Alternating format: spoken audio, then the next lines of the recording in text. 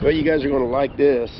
So my son's Jeep was broke down 200 miles from home. He parked it here to get on a bus to go to College Station in Texas. We're at the Lloyd Noble Center here in this parking lot in Oklahoma. And he got back. He has gone for about three days. He gets back, he tries to start the Jeep. He noticed his key fob wouldn't unlock the doors. He manually opens the door. The battery was dead. When they tried to jump start it, the horn and the flashers, the horn was honking, the flashers were flashing, and then he noticed all this.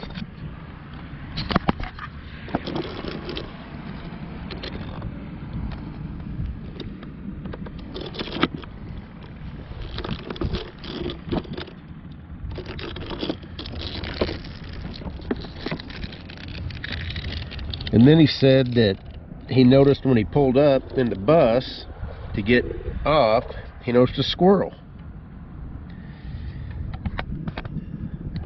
3 days, the Jeep was parked, you know, kind of out away from trees and foliage. That's the only trees and bushes there are. But apparently a squirrel decided to come over, jump up here underneath the hood, start chewing his way through the wiring. So now here I am trying to figure out what I'm going to do to get this thing running. Of course, the first thing is to look for any other wiring issues. Everything else is looking okay. I mean, it just looks like right down here, this is the PDM, this is the tipple, total integrated power module, and it looks like it's okay. I don't see anything inside it that's chewed up, which is definitely good. This is the evap solenoid. Of course, this here's a power cable, right? Actually, that's the ground. Yeah, that's the ground cable running over. So that'll be an easy fix. Of course, the biggest problem is all that down there.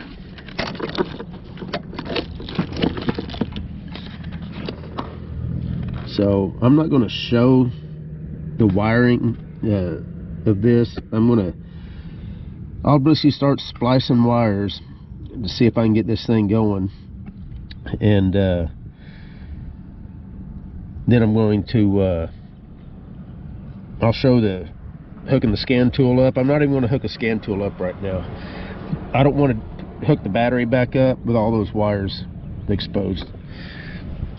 So first thing I want to do, and there's probably going to be some fuses. They did pop some fuses out, trying to get the horn to shut off apparently. But so I've got to get some of this stuff removed so that I can get access. I'm going to pull the battery out just so I can have some room to work down here.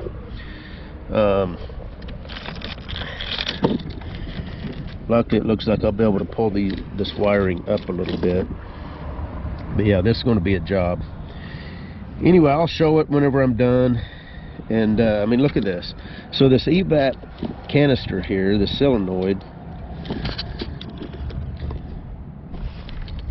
I mean, it chewed the entire wires from here, where it comes out of the harness,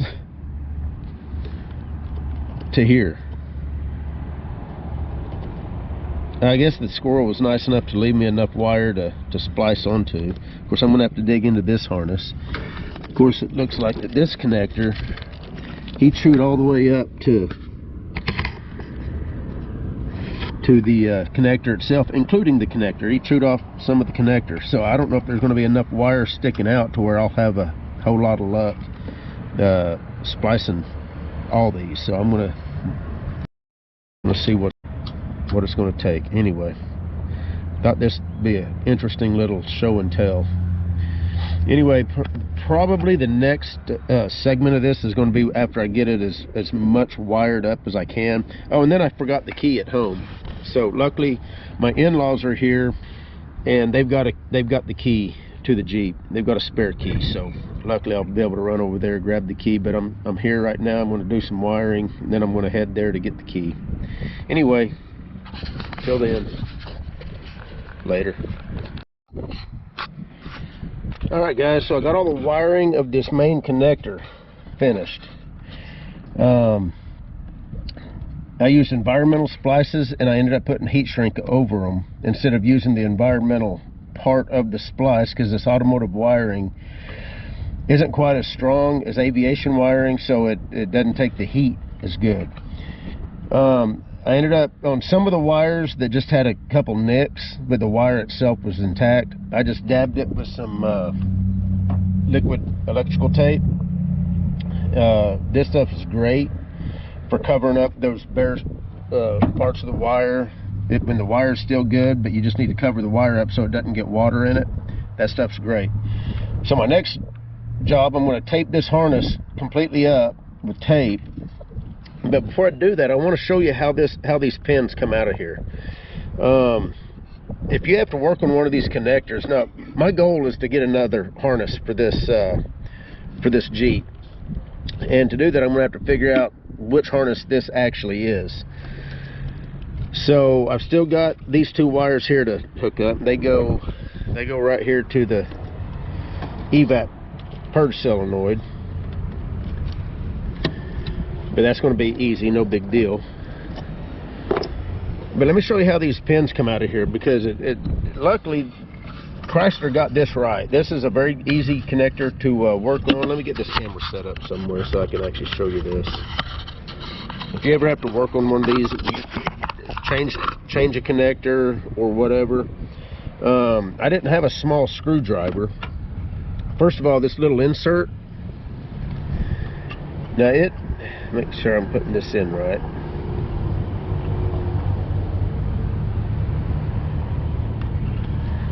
That's in there just like that. You just grab this center piece right here. Make sure you can see this. And you pull that out with some needle nose. Underneath these pins, there's just a little tab. And you take a little screwdriver. All I had was this.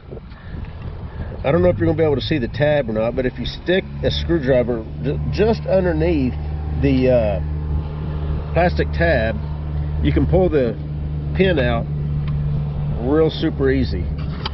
Try to get you a shot of the, and I don't know how that's coming through. It's kind of bright on the display, but just a little plastic tab you got to push down, and the connector will just, or the pin will pop right out of there.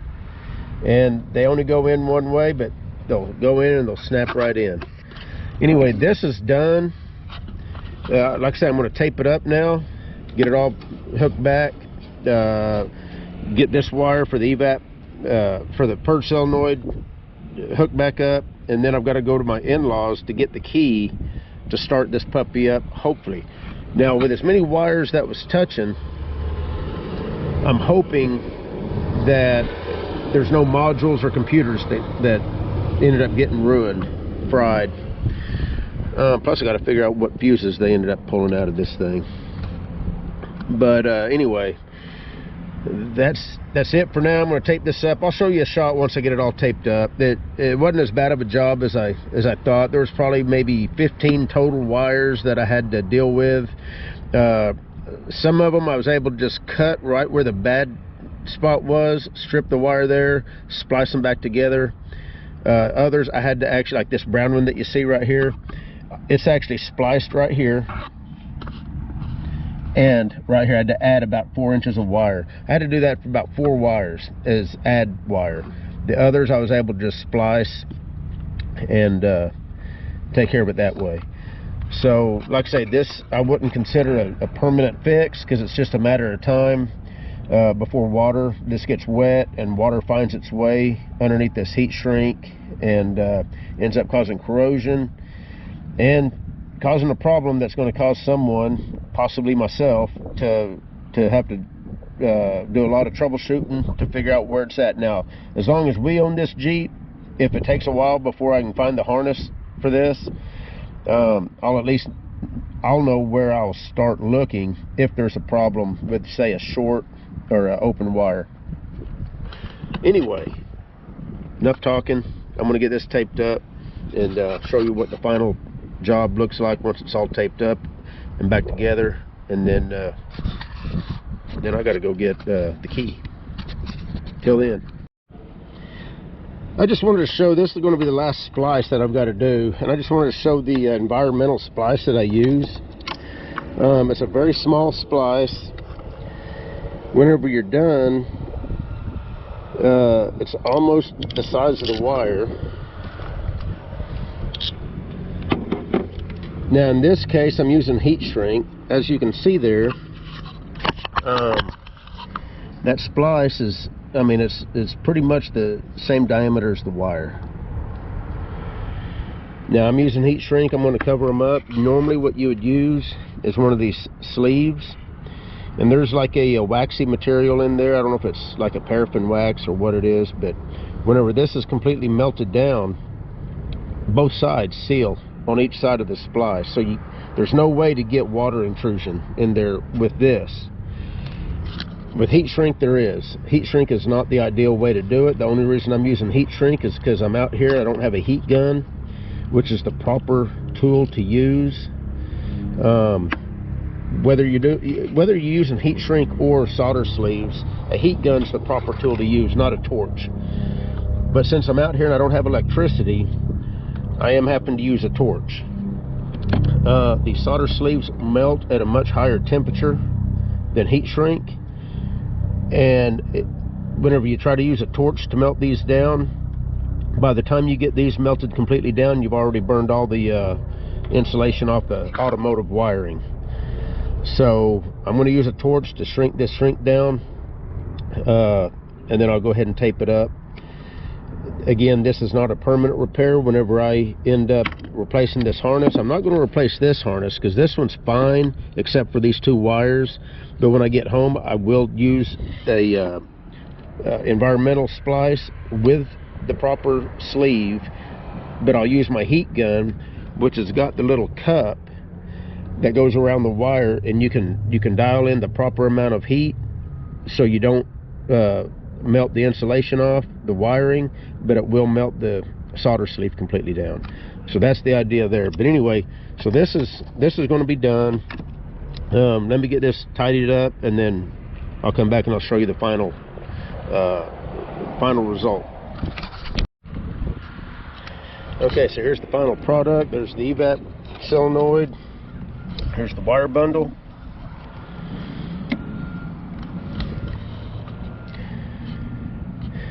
And the next step is to put the battery in. I think they pulled about 3 fuses out of here trying to get the horn to stop. And then I've got to go get the key. But as you can see, looks all right. Hopefully, as long as this thing runs and stuff, then it'll give me a little bit of time to figure out the part number to this harness and order a harness, and then have it end up replacing it. Okay, until the startup of this, which will be the next part. Okay, so here we are, we're back in the Jeep. We're getting ready to start it for the first time.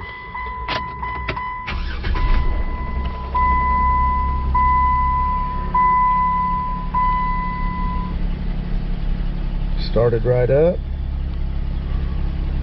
No check engine light. Everything appears to be working.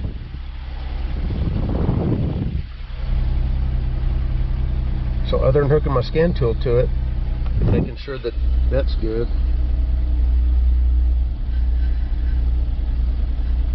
Looks like everything is good. Anyway, you guys take care. Okay, got the scan tool hooked up.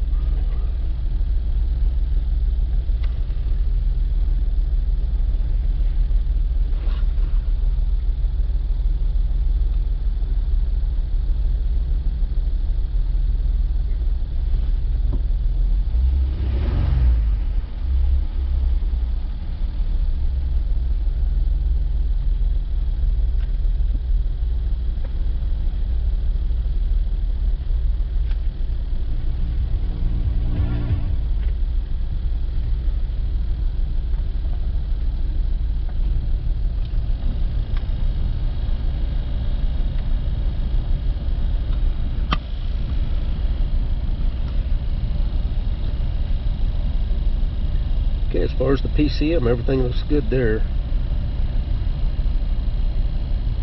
I'm going to go ahead and clear all the VTCs,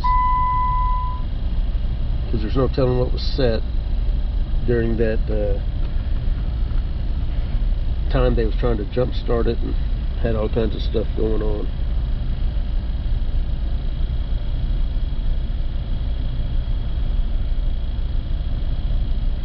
That's it. Everything's good. Alright, I'm done.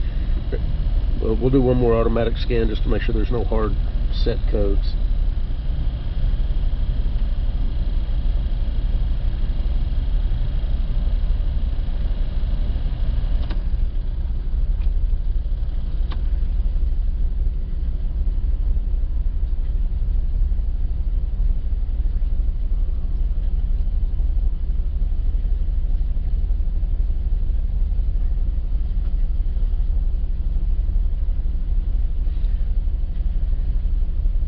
That's it. Everything's good. Alright. You guys take care. Okay, so the Jeep seems to be fine. I scanned it for codes after I cleared them all. Everything looks good. Nothing came up. It's code free. Check engine light is out. Seems to be running perfect.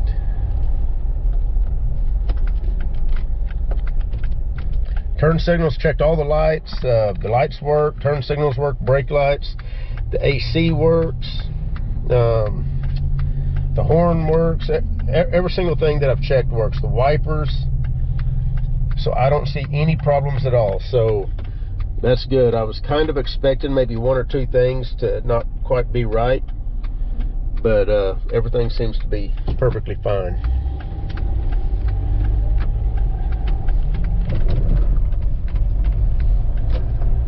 So luckily that got it all going. Luckily none of the modules, none of the computers were damaged. That was the one thing I was worried about, because there was a lot of wires that were still touching each other whenever my son tried to jump start it.